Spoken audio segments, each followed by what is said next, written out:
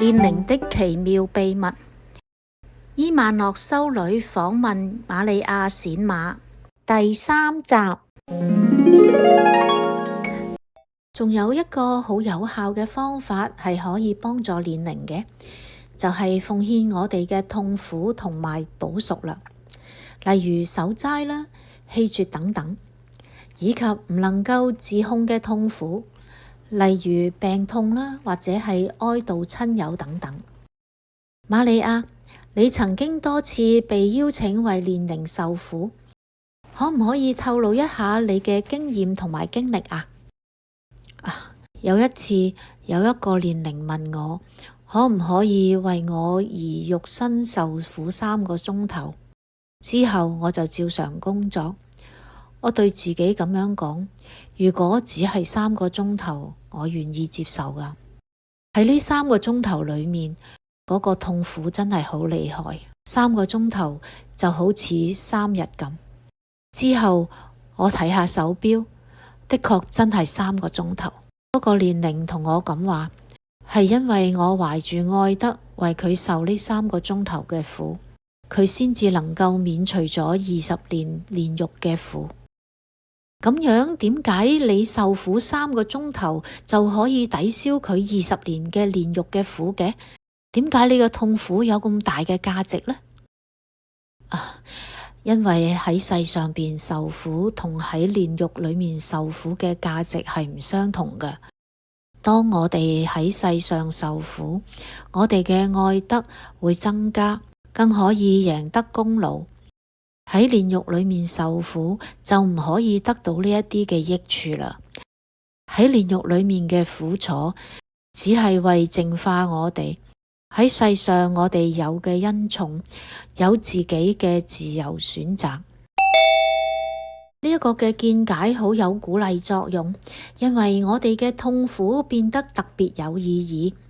假如我哋嘅奉獻、自願或者係非自願嘅痛苦，並以忍耐、謙虛咁樣去接受呢份痛苦嘅話，對煉靈會有前所未聞嘅助力。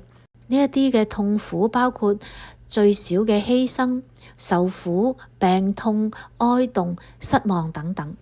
瑪利亞又話，我哋最好可以將所有嘅痛苦藉住聖母嘅手同耶穌嘅苦難結合，因為我哋通常都唔知道邊個最有需要，而聖母係最知道點樣利用呢一啲痛苦嘅。當然喺臨終嘅時候，聖母會將我哋所有嘅一切還返俾我哋。呢一啲奉獻嘅痛苦係我哋喺世上最大嘅寶藏。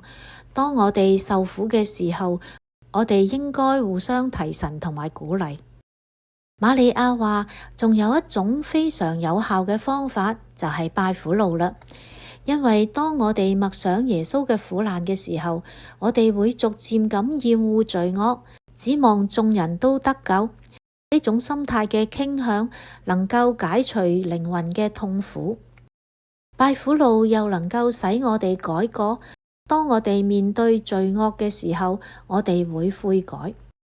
另一樣對煉靈好有用嘅就係玫瑰經。尤其是係為亡者念全部15端嘅玫瑰經，每年藉住玫瑰經嘅功勞，好多靈魂都獲救。我哋應該知道係天主之母本人到煉獄裏面去拯救煉靈。煉靈稱呼聖母為慈悲之母，真係好感人啊！煉靈又話俾瑪利亞知，大赦對釋放煉靈係有幾大嘅效益。如果唔好好利用呢一啲聖教會所提倡嘅對煉靈有利嘅寶藏，的確實在太殘忍啦。喺呢本小冊子裏面唔可以詳細咁樣解釋大赦，但係我可以介紹一本教宗保祿6世喺1981年所寫嘅書俾你哋，大家可以向堂區司鐸查詢，或者喺宗教書店查問一下。總結嚟講，祈禱，各樣祈禱對煉靈都有幫助㗎。喺呢一度，我又舉另一個例子。Herman Cohen 嘅見證。佢係猶太人，喺1864年改奉天主教。佢好熱心咁敬禮聖體。佢離開世俗，佢進入咗一個好嚴謹嘅修道院，經常咁朝拜同埋尊崇聖體。每當朝拜聖體嘅時候，佢總係求主轉化佢心愛嘅母親，但係佢母親到死嘅時候都冇歸依。Herman 好悲痛，喺聖體前俯伏在地，好哀傷咁祈禱：主啊，我所有嘅一切確實係你嘅賞賜，不過我有冇拒絕過你呢？你一召叫，我就將一切我嘅青春、世上嘅希望、我嘅幸福、擁有家庭嘅幸福、我應該得到嘅清閒休息，全部都奉獻咗俾你。永善嘅天主，你曾經答應過你會百倍償還嘅，現在你卻拒絕咗我媽媽嘅靈魂。不過我願意屈服喺呢一種嘅苦難，我會停止埋怨。佢盡情咁痛哭。忽然佢聽見一個神秘嘅聲音咁話：小信德嘅人啊，你嘅媽媽已經得救啦。你應當知道喺你跟前祈禱嘅係萬能嘅。我收集咗你為媽媽所有嘅祈禱，喺佢臨終嘅時候，我上智嘅安排會因你嘅祈禱而體諒佢。喺佢呼最後一口氣嘅時候，我嚟到佢身邊，佢一見到我就喊叫咁話：我主，我嘅天主，唔使怕，你媽媽已經免去咗永罰啦。虔誠嘅哀經將會解除佢煉獄嘅束縛。事實上 Herman Cohen 神父從另一次嘅發顯裏面知道咗佢媽媽已經升咗上天堂。我並且推薦聖彼濟大嘅15端經文。我建議大家為可憐嘅煉靈念呢一個嘅經文。讓我提出另一個重點：煉靈喺煉獄裏面已經唔能夠為自己做啲乜嘢啦，已經唔能夠為自己做任何事，佢哋無能為力。假如活喺世上面嘅人唔為佢哋祈禱，佢哋係完全被遺棄嘅。所以唔好忘記，我哋掌握好強嘅能力，不可思議嘅力量，可使受苦嘅靈魂脫離煉獄。假如有一個細路仔從樹上邊跌咗落嚟，斷咗骨，我哋當然會毫不猶豫咁就去協助佢啦，一定會盡自己所能去幫助佢。同樣，我哋應當照顧嗰啲極度渴望得到我哋幫助嘅靈魂，唔好忘記最小嘅奉獻、最小嘅祈禱都能夠減輕煉靈嘅苦楚。呢一個係最好方法去實踐愛德嘅。我記得福音裏面慈善嘅撒瑪黎雅人被遺棄喺路旁邊，傷口流住血嘅路人，只係可以依靠嗰啲路過嘅好心人。瑪利亞，點解喺世上面嘅人可以立功，而喺煉獄嘅靈魂就唔得呢？因為人一死就失去咗立功嘅機會。喺世上，我哋可以彌補所有嘅惡。煉靈好羨慕我哋有呢一種嘅機會㗎。眾天使都好妒忌我哋嘅靈魂有呢個機會喺世上邊成長。但係我哋經常為命中嘅受苦而反抗，我哋都唔願意受苦，我哋又點可以喺痛苦裏面結善果呢？受苦係天主偉大嘅愛嘅最佳證明。如果我哋能夠好好咁奉獻我哋嘅苦楚，好多煉靈會因為咁而得救。我哋點樣先至可以視受苦為禮物，而唔係處罰或者係大懲罰呢？我哋應該完全託付俾聖母，因為只有佢知道邊一個最需要乜嘢嘅奉獻而得救啊。至於痛苦呢一個嘅話題，我想詳述下瑪利亞提及嘅一個唔尋常嘅見證。呢一個係1954年，瑪利亞住嘅隔離村受到一連串山崩嘅災害，死咗好多人。之後再發生咗多次嘅山崩，有一次嘅山崩，山泥到達咗村莊嘅前面，忽然奇蹟咁停止咗，避免咗一場災難。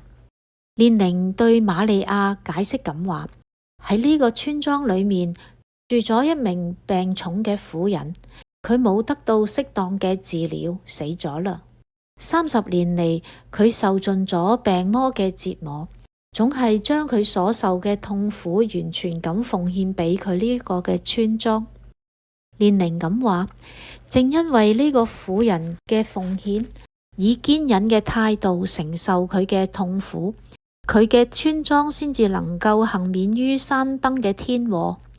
瑪利亞又話：如果佢身體健康，村莊嘅災難就唔能夠避過啦。佢話懷住堅忍嘅心去承受痛苦，比祈禱更加能夠拯救靈魂。不過祈禱可以使我哋甘願忍受痛苦㗎。唔好認為痛苦係一種懲罰，我哋應該為咗自己或者係為咗其他人做補贖而去接受痛苦。耶穌基督係冇罪嘅，佢為咗贖我哋嘅罪而承受咗最大嘅痛苦。只有到達天堂，我哋先至會知道喺世上邊堅忍咁承受痛苦，並與耶穌基督嘅苦難結合，對我哋有啲乜嘢嘅好處。瑪利亞，當列寧面對受苦嘅時候，佢哋會唔會反抗㗎？唔會嘅，佢哋想要淨化自己啊嘛，佢哋明白呢啲係必須嘅過程。臨終時候嘅悔改同懺悔重要嗎？懺悔係極之嘅重要㗎，罪係赦免咗，但係都仲有罪惡所帶嚟嘅後果。如果我哋希望喺臨終嘅時候得到全大赦，即係即刻上天堂，我哋嘅靈魂係需要冇任何負累㗎。我而家又想同大家分享瑪利亞一個重要嘅見證。一位婦人嘅親屬託瑪利亞去揾佢，親人都認定佢嘅靈魂已經喪亡，佢係跌落火車而死於意外嘅。有一個年齡對瑪利亞咁話：嗰位婦人冇落到地獄啊，佢已經得救，只因為佢喺臨終嘅時候對天主咁話：你收咗我嘅靈魂係應該嘅，因為只有咁樣，我先至唔會再繼續咁樣得罪你。就係咁樣，佢嘅罪就被赦免咗啦。呢個係好重要嘅例子，因為呢個表示臨終嘅時候嘅一點謙遜、一絲嘅痛悔，都可以使我哋得救。呢個唔係話佢可以避免煉獄，佢只係可以免除咗佢應該落嘅地獄。瑪利亞，我又想問下，當還未曾進入永生嘅時候，即係話仲喺真死同埋假死之間，喺臨終嘅時候，一生作惡多端嘅靈魂有冇機會悔改呢？有㗎，天主會俾每一個人幾分鐘嘅時間去選擇悔改同埋唔悔改㗎，願意同埋唔願意去見天主。我哋會見到我哋嘅一生好似電影咁樣重播。我認識順從教會嘅訓導，但係就唔信有永生嘅人。有一日佢病重，陷入昏迷嘅狀態，佢睇見自己喺房間嗰度有一塊板，上邊寫咗佢一生所做嘅善舉同埋惡行。忽然之間，嗰塊板同埋幅牆都唔見咗，只係見到無限嘅美。佢就從呢個昏迷裏面醒過嚟，就決定改過自新啦。呢一個例子跟瀕死經驗相同，經歷過超自然嘅光照後，眾人都會改善。現在我哋先喺呢一度暫停一下，讓大家喺剛才聽到嘅內容裏面去消化同埋思考一下。我哋下次再見啦，拜拜。